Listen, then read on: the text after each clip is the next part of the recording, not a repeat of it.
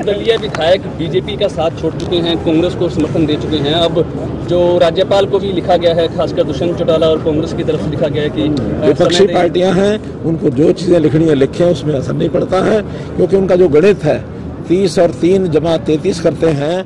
अगर वो फ्लोर पर आएंगे, अगर उसमें से 23 को भी संभाल के रख सकें तो बड़ी बात होगी। ऐसा नहीं है कि वही कुछ कर सकते हैं, हमारे पास भी बहुत से संबंध हमारे अंदर रहते हैं, चाहे वो जजपा के लोगों से हैं, चाहे हमारे कांग्रेस के लोगों से हैं, क्योंकि अभी तो अविश्वास प्रस्ताव लाने की कोई संभावना लगती नहीं है। लेकिन अगर कोई इस प्रकार की स्थिति बनती है तो फ्लोर टेस्ट होगा, और उस फ्लोर टेस्ट में सबसे पहले उनकी बात तो तब मान्य होगी जब गवर्नर साहब उसमें संतुष्ट होंगे और वो हेड काउंट्स के नाते से लोगों की जो व्यक्तिगत विधायकों की हाजिरी लेंगे, तभी तो जाके बात होगी। खाली पेपर पर लिखने से कुछ नहीं होता।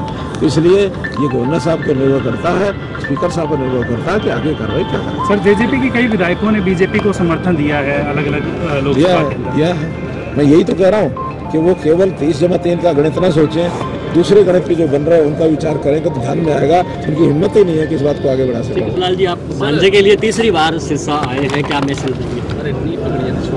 देखो, मैं कुल मिला के भारतीय जनता पार्टी के प्रत्याशी के लिए आया हूँ। संयोग से भांजा है और उसको टिकट दी है, तो वो कोई इतना बड़ा विषय नहीं है, वरना आप यही चलाओगे। मामा और भांजा जीत पाएंगे? मामा और भांजा हमारे 10 के 10 लोग जीतेंगे लोकसभा में, और मुख्यमंत्री हमारे विधानसभा जीतेंगे। मैंने पहले ही कहा 11 की 11 सीटों पर कमल खिला के मोदी जी की अक्सर देखने में आता है कि मामा भांजा की बनती नहीं है, लेकिन यहाँ खूब बन रही है। देखिए, वो मामा भांजा जिनकी आप बात करते हैं वो सदियों की बात हो गई है, और सदियों में ऐसा विषय नहीं है। मामा भांजा का प्यार भी बहुत होता है जब होता है, ठीक है ना। तो इस प्यार के नाते से आज एक साथ 3 जो लोकसभा के उम्मीदवार हैं वो एक मंच पर नजर आए, क्या उम्मीदें लग रही हैं?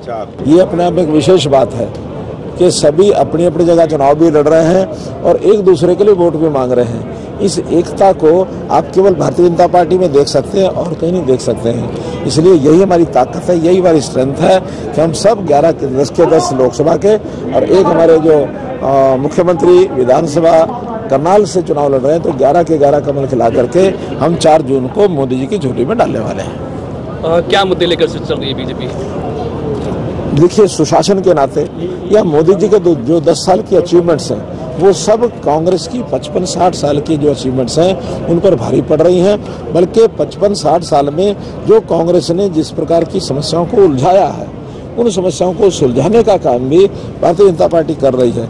उदाहरण के रूप में नेहरू जी ने स्वयं इस जम्मू कश्मीर की समस्या को उलझाया। 370 जो लागू की गई केवल उनके ही कहने पर लागू की गई। इसको हटाने के लिए हम वर्षों से संघर्ष कर रहे थे, लेकिन मोदी जी, अमित शाह जी की जोड़ी ने 370 को समाप्त करके जम्मू कश्मीर को इस देश का एक अभिन्न अंग बनाया। एक बहुत बड़ी अचीवमेंट है, कहने को बड़ी सामान्य लगती होगी लेकिन देश के नाते बहुत बड़ी है। अब मोदी जी की सरकार में जो एक नक्सलाइट का गलियारा बना हुआ था, यानी अगर आप देखें तो बिहार, छत्तीसगढ़, झारखंड, महाराष्ट्र, मध्य प्रदेश, ये सब क्षेत्रों के अंदर बीच बीच में गलियारा।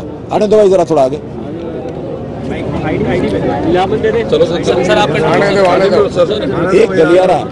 एक गलियारा जो बना हुआ था, उस गलियारे के कारण से कभी ऐसा लगता था कि कहीं ऐसा ना हो कि देश 2 हिस्सों में ना बट जाए।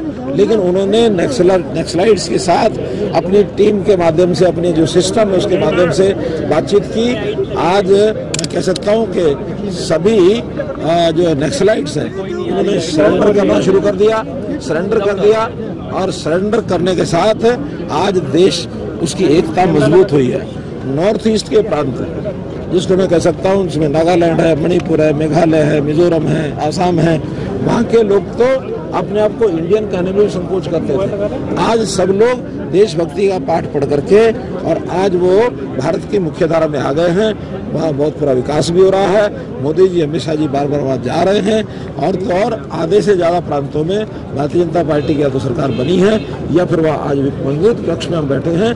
तो देश की एकता अखंडता बहुत बड़ा विषय है।